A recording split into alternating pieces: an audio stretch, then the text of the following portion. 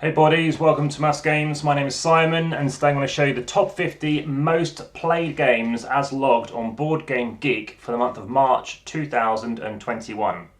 Now, I do actually have some of my most played games for the month of April and also March in front of me. I've got 1565, which I'll come back to, and Micro Macro, which I've played about 15 games since I last recorded this video.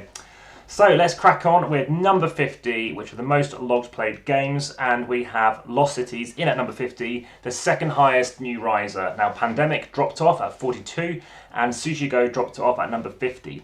So this is a two-player Reiner Knizia game by Cosmos, and I think it's the fact it's a two-player game and people are mainly playing as a two currently during lockdown, etc. around the world, and also it's on Board Game Arena. In at 49, we have the 2015 Splendor winning game by Vlada Flazel, which is called Codenames, and I correctly predicted it would win that Splendor win. And Splendor, by the way, just for those who haven't heard about it, is basically the most easiest to play game, also replayability, easy to teach, and it's not too long as well, like 20 minutes to an hour. So there are other games on this list as well, and I actually played Codenames Duet as a 2 for the first time yesterday, having played as a 4 quite recently. So by all means, please subscribe, hit the notification bell if you haven't already, as a video I'm doing for Duet is coming out very soon. Additionally, there's lots of other videos planned, plenty in fact, and also I can tell you if you hit that notification bell or hit that like button and share, of course you'll find out some more great content. Finally, if you chuck in a comment, I do reply quickly, and check out the description as well. So this has a third least time spent playing. We have a cats game here called Calico. I haven't played this one yet, and it has gone up by 1. I look forward to trying that one out by Kevin Russ. Ticket to Ride Europe, as you know, I'm not a big fan of this particular one. If you've seen my other videos, of the 20 editions I've played, it's my least favourite because as push your luck, when you're trying to gather resources, I find that a bit of a shame when it's the exact resource that you're having to risk. So, other games such as Deep Sea Adventure does a much better job in my opinion because it's more pure. Now, Dominion also won Spiel.digital's 2008 Game of the Year, and as high as 1 on this list. It's one of my favourite deck building games. As a pure deck building game, it's the number 1 or the number 2 game for me, alongside Aeon's End. And yes, this is also by Dominic X Vaccarino. He did Kingdom Builder as well, which also won Game of the Year. Up next, we have part of the West Kingdom trilogy, the first one, Architects. It's gone down by 2 positions, and I think it's all these other expansions, which is why it's staying on this list so strongly. Now, this game is the number 1 game you're pretty going to much find on Board Game Arena. It's a wonderful game, it's 50 plus years of age. Well, actually this is 1980 it came out, so 51 years now, or 41 years now, and it is dropping down a bit, so people are starting to move on, and I think the newer users on Board Game Arena might be whittling down a bit. Up next we have Clank. This is another deck building game. It's a push your luck game as well, and it's fine. I've always died playing this game, to be honest, by Renegade and Direwolf, and I have played at least one of the expansions, Clank in Space. I very much look forward to trying out the Legacy game, and it's the highest new entry. One of my best games of all time, top 10 easily. Every single year I've rated this, and it's gone up by 4 positions. It's excellent on Board Game Arena as well. It takes about 40 minutes on there, and you avoid the smelly cup, which comes with the game, which is because it's made of leather. Great game. It's pretty much the only game I know this designer's done. Excellent Euro game, fantastic. The third biggest faller. This is a Kickstarter game that everyone's received their copies. They're now framed up on their walls and they don't feel like they probably need to play it much more. So I don't think that's going to stick around next month. And then we have Race for the Galaxy, the second of 2 games in this list by Thomas Lehmann. It's on Board Game Arena. It's been on this list for 87 months, and I think it's a revised edition, which I think came out last week. That's why I got blown off from playing last week with somebody, because their copy of this arrived. I look forward to trying out Point Salad. I'm aware this has been on this list quite a lot now. It's been as high as 12, 18 months on this list, and it has jumped up 6 positions by AEG. I haven't seen it anywhere online, so it looks like people are just getting hold of it and playing it. This has been as high as number 1. This is Love Letter, the highest rated game by, is it Sunjay Kanai? And it has the least time spent playing. An excellent game on Board Game Arena, and the expansion is quite good too, and the other variants you can make your own as well. Isle of Cats, I played this for the first time yesterday, so I mentioned in prior videos that I was very keen to try this one out. It's by, I think, Frank West from Bristol, who did City of Kings, which is also the name of the website, And this is a polyomino game involving objectives over 5 rounds, trying to draft cards and ultimately improve over what your opponent's doing. It's a very close game. When I played it yesterday, I won 59 to 57. And yes, it's very much a point salad kind of game. You just try to min-max and opportunalize what you can get. It's very similar to many other polyomino games. I don't think it stands out specifically for me. I think as nice as the components are, of course, as a Kickstarter game, I feel that Cosmic Colonies is about the same. I think the resources, which are in this as well, the resource management aspect is fine. But yeah, games like Second Chance and Spring Meadow, I slightly prefer more than that, but I still give this game like a 7.6, which is still very high. It's like King Domino, which we'll come back to, but it's a game that I found appealing and of interest. It takes about an hour, it's quite a bit longer than the other ones, but yeah. If you have a cat and a scratch, then this could well be for you.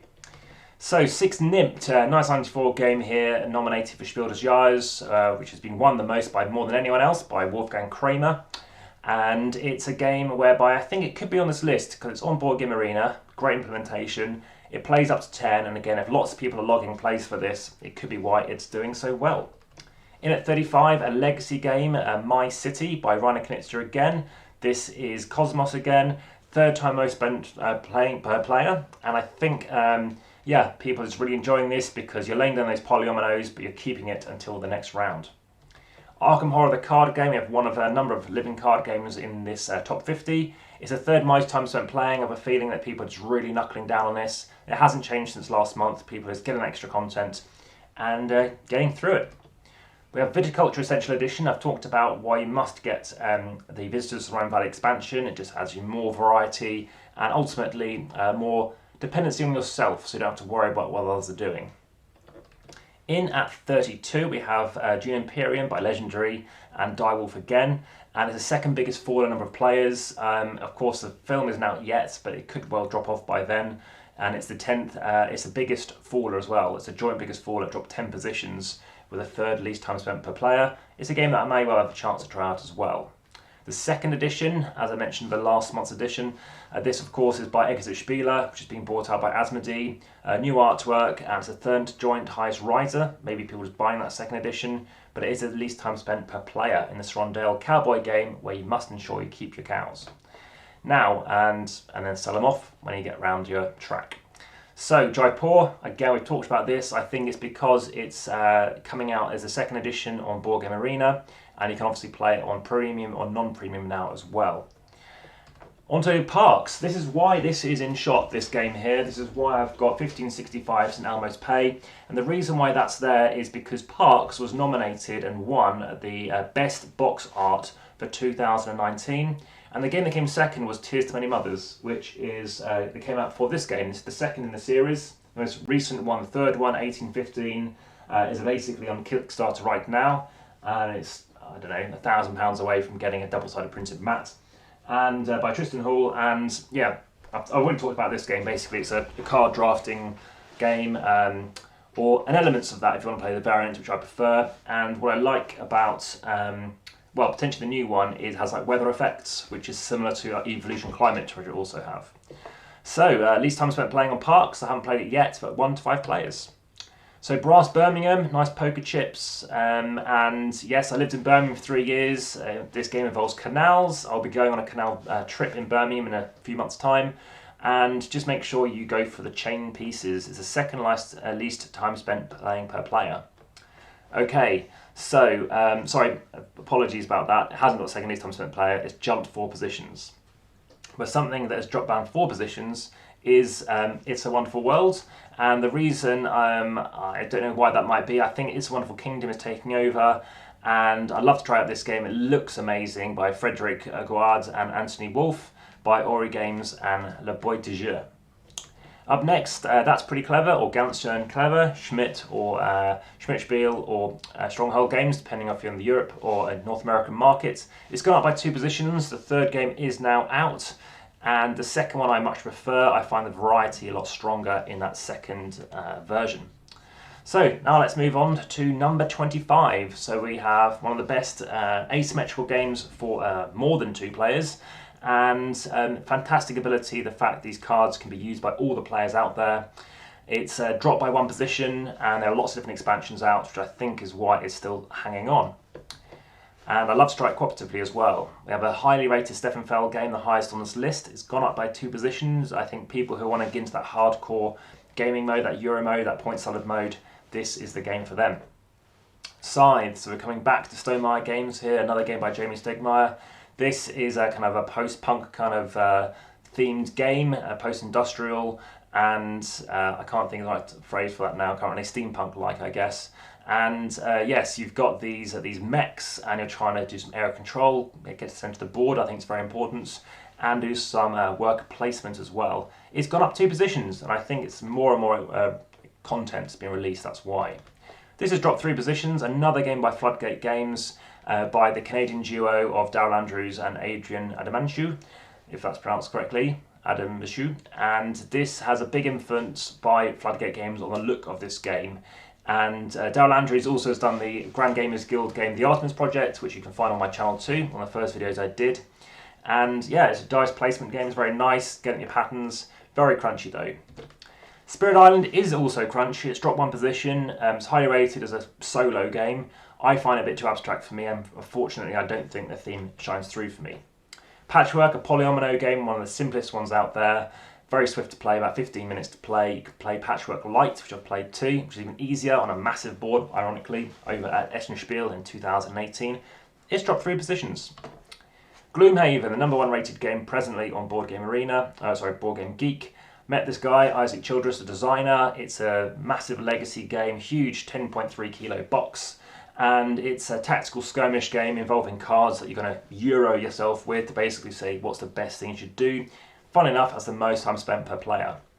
Dropping 3 positions, Georgia Dan's Cartographers, a role-player tale by Thunderworks Games. I got this way ahead of major awareness for this game. Came out in 2019, I got it right at the beginning of January, the first day of January pretty much. And it's been on the list 19 months, it's staying on, it's dropped 3 positions, great solo mode, and it's probably my 2nd or 3rd highest rated flip and roll and write game there is. Jaws the Lion, we'll be playing this I think later this year. It's a legacy game with about 25 different scenarios I think, and having just finished Pandemic Legacy Season 0, which we did win as a 2, got the highest sort of tier of mark. It was very good, and unlike Season 1 and 2, which I played in groups of 3 and 4, and also played Season 2 as a 3, well in 2 different groups, 3 and a 4. This one as a Season 2, Season 0 did actually take significant amount of longer time to play than the other 2, I think because of the complexity of the various moving parts in the game. Let's move on from Jaws Line and come back to it. Hopefully I've got a chance to play it later this year. So Splendor, so this has dropped 5 positions, and I almost played this a couple of days ago again. I love the game, it's great mechanics, but I do find as great as the game is, it doesn't always will me to constantly want to play it. Great components, lovely artwork, very dry theme, but it's swift to play. I mean, you're playing in 16 odd minutes. It's very swift. Her 30 minutes is very easily achievable. Very look forward to trying this. I know it's going to take an hour or 2 to kind of really get my head around it, so probably a couple of hours, but it's the 2nd most time spent per player. It's another living card game, and it's the 2nd most time spent per playing as well. Plenty of expansions. It's why it's doing so well on here, and everyone's obviously logging it against that. Now this game is currently on BoardGameGeek in alpha mode, which I have access to, but I'm holding off playing this game by Min and Elwin by Czech Games Edition until it maybe reaches beta or maybe just full release, just because of bugs I've recently encountered on there in 2021. But it's the 2nd biggest gain in players and the highest riser. Up next, another game on Board Game Arena, which is DRAFTOSAURUS. These are all games which are obviously in the public domain. You can just get hold of them in shops, but you can also play them online. And DRAFTOSAURUS is the 3rd biggest gain in players and the joint 3rd highest riser. I enjoyed the game. I kind of gave it a 7, but I felt it is quite light. It didn't really hold it for me.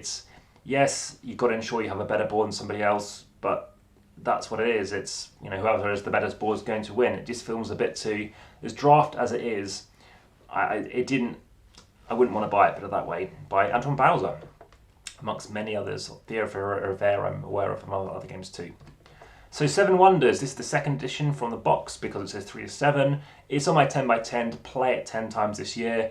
I've got loads of promos which I haven't tried with it yet. I'm very keen to try it as a 2, very keen to try the drafting element, which still works as a 2. It's been as high as 1 on this list, 108 months on this list, and it came out in 2010. So that's the 10-year edition by Anton Bowser.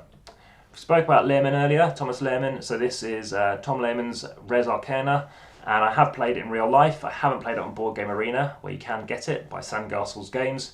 It's the 3rd biggest faller in the number of players. It's dropped 5 positions on this list. And yeah, it has been on this list for 11 months. And up next, into another top 10 now. Bruno Cathala, talks about him, and Cyril Bouquet also done other work. We have Blue Orange Game here. It's second lowest time spent per playing. I don't really rate the online implementations of this game, to be honest. I'm happy playing it in person. Doesn't take too long. It's a bit crunchy, just trying to get your scores and thinking how to min-max. But it hasn't changed positions, whereas this one has dropped 1. So welcome to, this is a flip and write game by Binod Turpin, and I'm not a big fan of this one as flip and writes go. I find, like Z Garcia, I think we both find it's a bit, yeah, where do you focus? And that's the biggest issue for me, but you can play it on Board Game Arena. So Carcassonne, it's gone up 1 position. It came out in 2000 and won the Spiel.digital of that year too. It's been as high as 3 on this list, and it's been 108 months on this list, with fantastic artwork by Michael Menzel. I've been to Carcassonne, having heard about the game, but not played it. But now I've played it many times, including on honeymoon. And we spoke about Wolfgang Warsch earlier. Well, here's the Quacks of Quedlinburg, the 2018 Kennerspiel Award winner, which is basically Connoisseur Award. Excellent game. I give it at least an 8 or an 8 or a 9.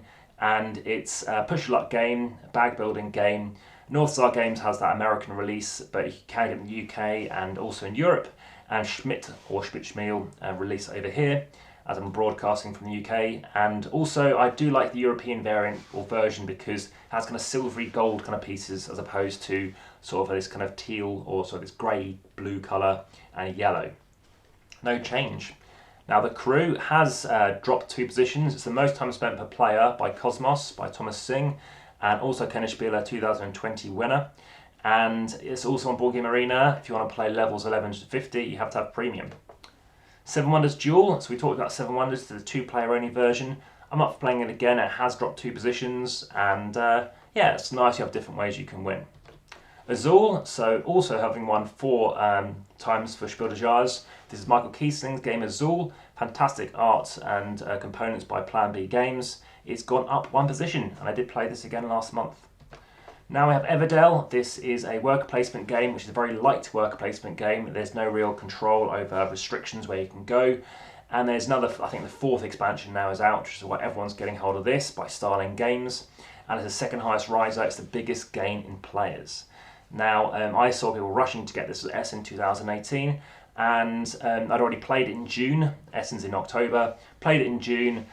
Been sold by August. I played it solo. I played it with more than myself, and had the deluxe edition as well. Great components, just didn't will me to want to keep playing it. Terraforming Mars, no change here, which no means there's no change for number 1 either. This is Terraforming Mars. Everyone's got their big box now, and it's still doing well, but obviously it hasn't attracted anyone to knock off the number 1 spot, which has been there for 24 months now, and that is Wingspan. It does have the 3rd biggest fall in players though. It's dropped 349 of them. And yes, it has been on this list for 27 months now. So that's been the top 50. Please subscribe, like, share, and also obviously send me a comment in. Check out the description. Look forward to seeing all the other videos coming along, and let me know what your thoughts are. Thanks very much. All the best. Bye for now.